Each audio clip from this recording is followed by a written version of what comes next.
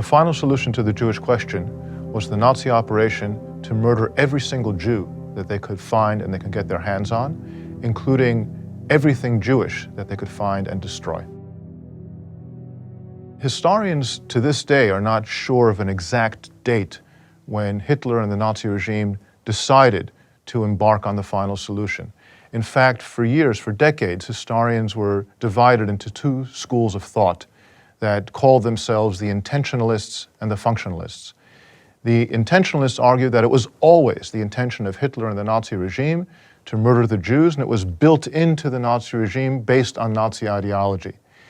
Whereas the functionalists argued they reached the conclusion that they needed to kill the Jews only at some point deep into World War II.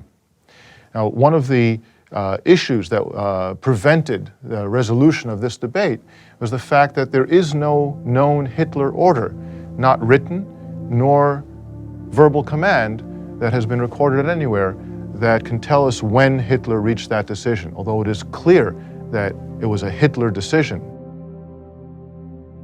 Two central documents illustrate the debate.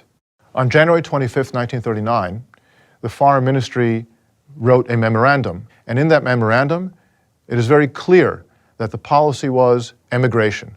All the Jews of the Third Reich should leave Germany. 5 days later, in his infamous speech before the Reichstag, the German parliament, Hitler seems to contradict what the Foreign Ministry had just written, where he threatens that if there will be a war, the war that we know he's already planning, then this will bring about not the victory of Jewry, but as he says, the extermination of the Jewish race in Europe. Wenn es dem internationalen Finanzjudentum in und außerhalb Europas gelingen sollte, die Völker noch einmal in einen Weltkrieg zu stürzen, dann wird das Ergebnis nicht die Bolschewisierung der Erde und damit der Sieg des Judentums sein, sondern die Vernichtung der jüdischen Rasse in Europa. And in these two documents, we have an encapsulation of those decades of debate between the intentionalists and the functionalists.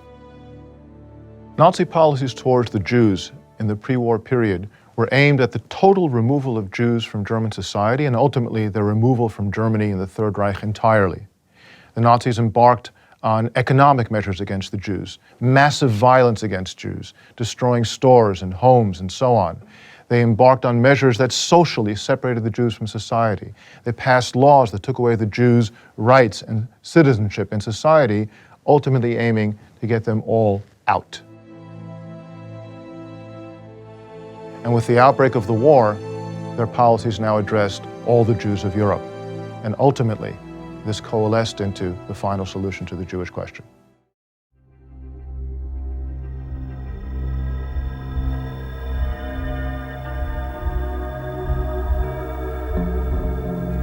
With the German invasion of Poland on September the 1st of 1939, we see clear evidence that Nazi Germany was now potentially genocidal.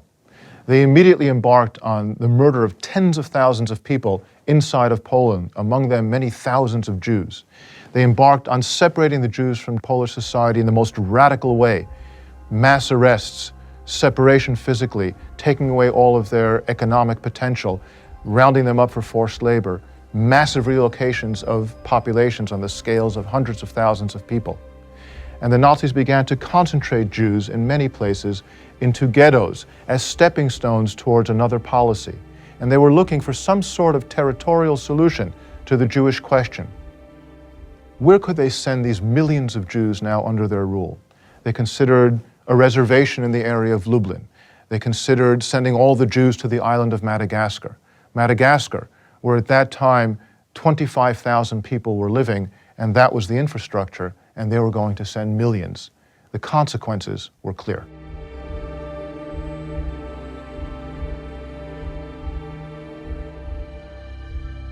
Tens of thousands had already died. Many more would die. But this was not yet the final solution to the Jewish question.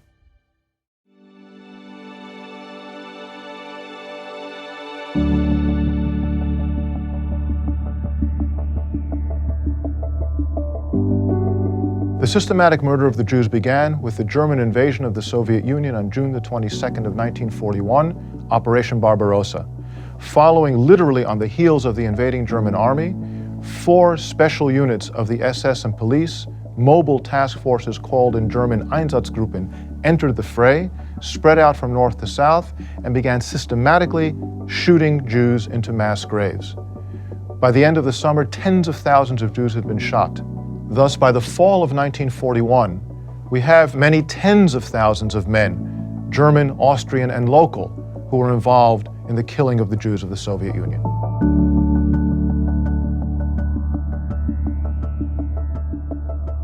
We find during the course of 1941 that an atmosphere of murder, a genocidal atmosphere, had developed in Germany, both at the center of policymaking in Berlin and among the men who were actually carrying out the murder in the Soviet Union. Looking at the development of the final solution, we need to ask, where do we see and when evidence that the murder spread beyond the Soviet Union? And we find several tracks. First of all, allies of Germany, Romania and Croatia.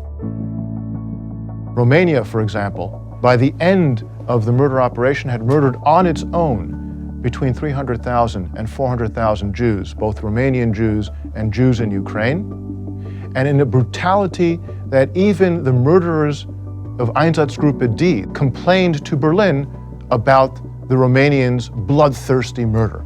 The Ustasha regime in Croatia identified enemies, Serbs, Jews, and the Roma, or Gypsies as they're popularly known, and murder without German intervention beginning in the summer of 1941. Parallel to the murder that began in Romania and Croatia in the summer of 1941, we need to also ask ourselves, where do we see evidence in Germany among German leaders or men in the field of development towards a final solution?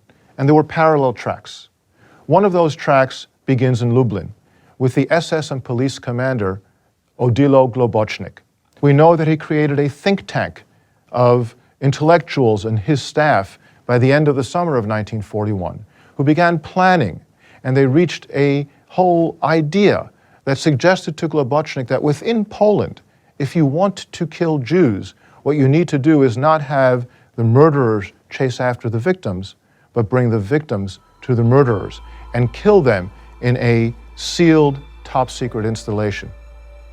What method would they use? This he borrowed from the euthanasia project, the T4 operation in Germany, where he learned from them and from officers that came from there to Lublin to meet with him that gas chambers using carbon monoxide exhaust from an engine would be an efficient, clean, cheap way to kill the Jews.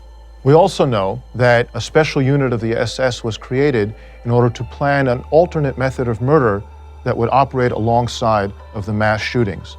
And what they began to look into under the command of SS Colonel Walter Rauff was gas vehicles, gas vans, that would asphyxiate the Jews as the vehicle would drive around.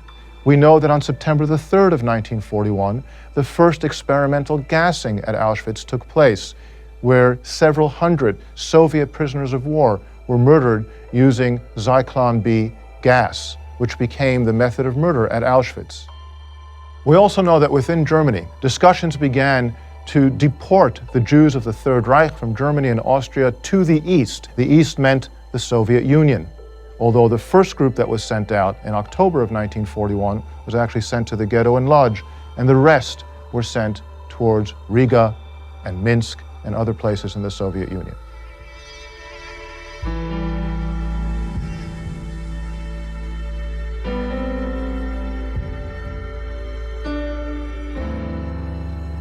In Berlin in July 1941, SS General Reinhard Heydrich, Himmler's most important deputy in dealing with Jewish policy, approached Hermann Goering, who was at that time the second most powerful man in Germany, and asked him for authorization to follow through with all the ideas they had in Germany regarding the Jews.